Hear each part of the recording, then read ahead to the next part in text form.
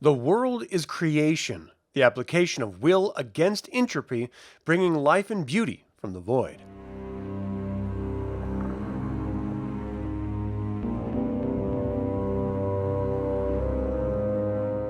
Welcome to In Nomine, a celebration of my favorite tabletop role-playing games. This In Nomine YouTube channel is a sister channel to Evil Live. Subscribe if you're new to the channel because today we are continuing our In Nomine series with this episode, Superiors, Ellie, Archangel of Creation. More so than any other archangel, Ellie personifies contradiction in the hearts of angels. He's known as both a creator and a destroyer, full of life and hope. While his future may be wide open, he is believed to be out of control and out of his mind. Ellie is the quintessential Mercurian. However, a few decades ago, he abandoned his divine mosque, stripped himself of his memories, and disappeared on Earth. He's rarely, if ever, heard from, even by his servitors, who are afraid of what he's become. And while he no longer seems to care about his word, it's in no danger. It has an entropy of its own. His servitors embody the Earth's primal creative forces. They may be both casual and disorganized, but they remain makers of beauty and servants of heaven. At the beginning of the century, Ellie granted dominion of most of his servitors to the other archangels, so they may be angels of Ellie in service to Gabriel, for example. While they may have earned attunements from Ellie in the past, any new ones must be granted from their new archangel. Only Ellie's favored servants still work for him, but it's often in a random and esoteric manner. They keep their own hearts in heaven. Dissonance is the result of acting against your very nature or resonance.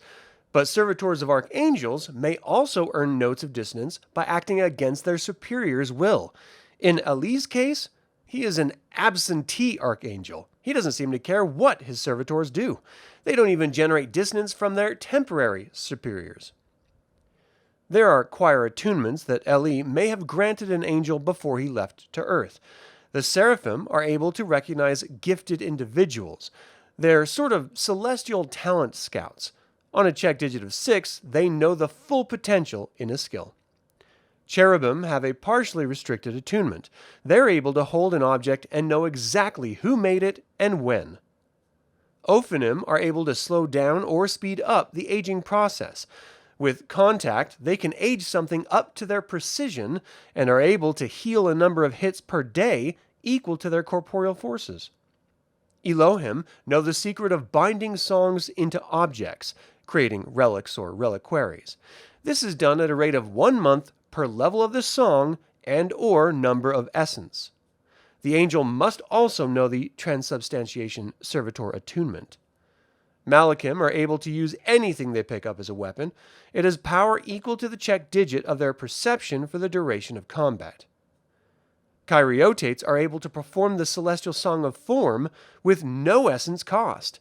The song ends if they abandon their host. And finally, Mercurians are able to make talismans. It takes 1 month for every level of the skill the artifact is imbued with, and the angel must know the skill they are imbuing it with.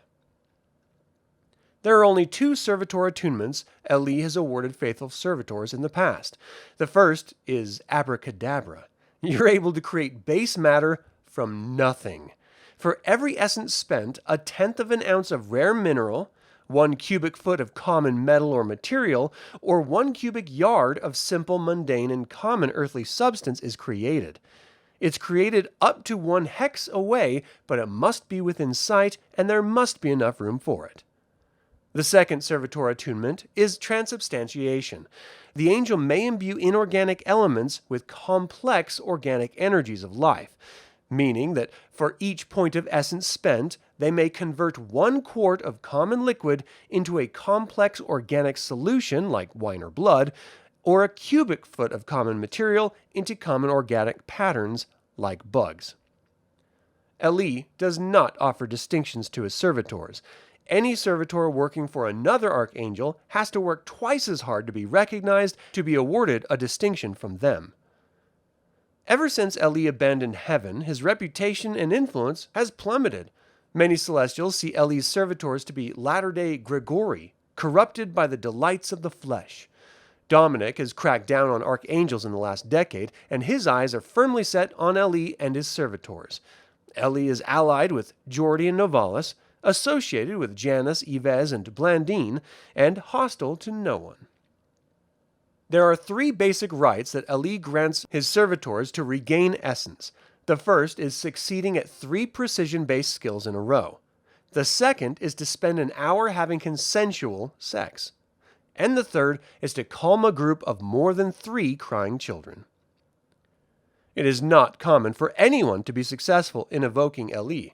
The GM should roll a die, and that is the base chance for that day. There are some modifiers that may aid in his invocation, however.